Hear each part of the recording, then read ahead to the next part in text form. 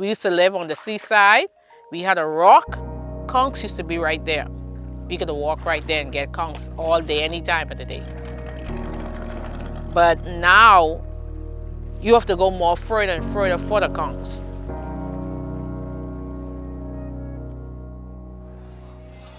Welcome to the Bahamas. Welcome to the conch city. Conch is a marine snail.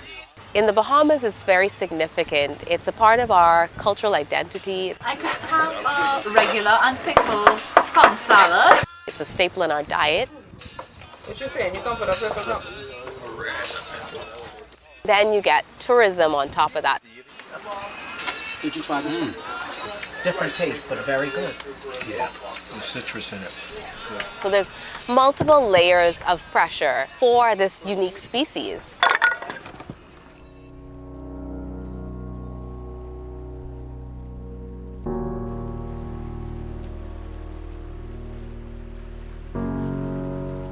About 9,000 fishers would be displaced should the conch fishery completely collapse. It started from my grandmother, my granduncles and aunts, and then my mother started taking me in the boat. So I just got to love it. I'm allergic to shell food, but I can't get enough of the conch. There will be no Bahamas without queen conch.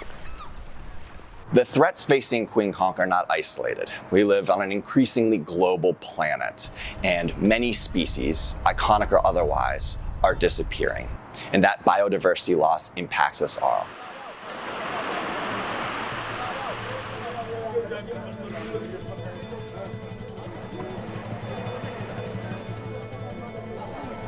If you don't see big fish. All these fish are very, very, very small. 10 years ago, it was very dense, but today you don't have a lot of fish. The choice is very reduced. This is two big white grouper, just two. Chough or white grouper is very difficult to find in Senegal, and we all know that it is the main source of protein of our national dish, chebujan or jollof rice.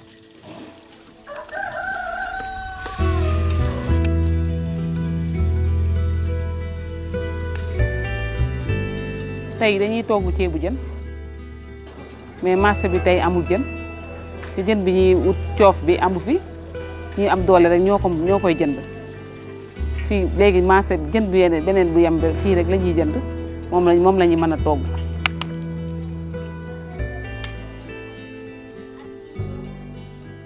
ndax jën boobu amul fii yëpp ñu indi jënd fii ñi am doole ñi rek ñoo koy mën a jënd ñoo koy am.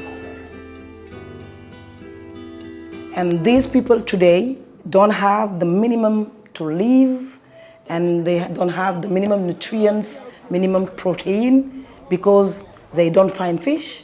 They don't have the means to buy fish. During the recent COVID-19 pandemic, people had undue amounts of pressure placed on them. They turned to the sea as a natural place to recover protein.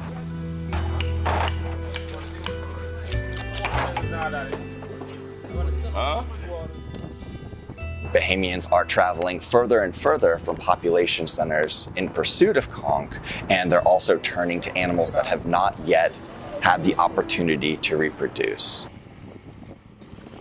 Dorian is still a dangerous Category 5. It is stalled over Grand Bahama Island.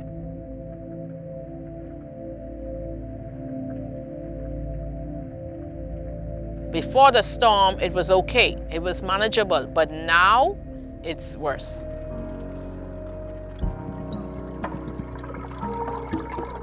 So we want to work towards making sure that we're doing as much as we can to protect this truly iconic and emblematic species.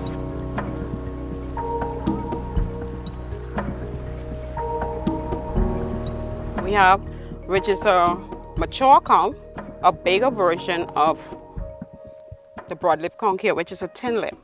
So that's the lip right here. The lip is not fully grown yet. But this one here, this is a fully grown.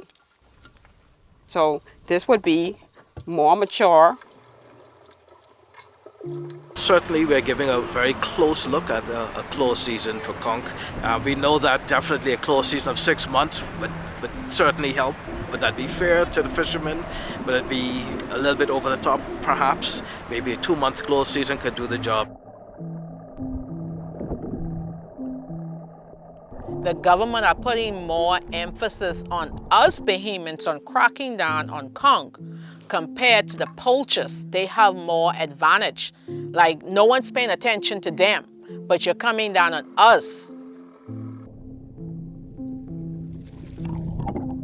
There has been and there will continue to be a major improvement in the detection of foreign poaching. The population has decreased a lot.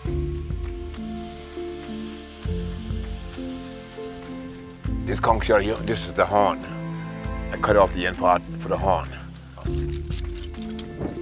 I just strip all jewelry and put the conch shell on it.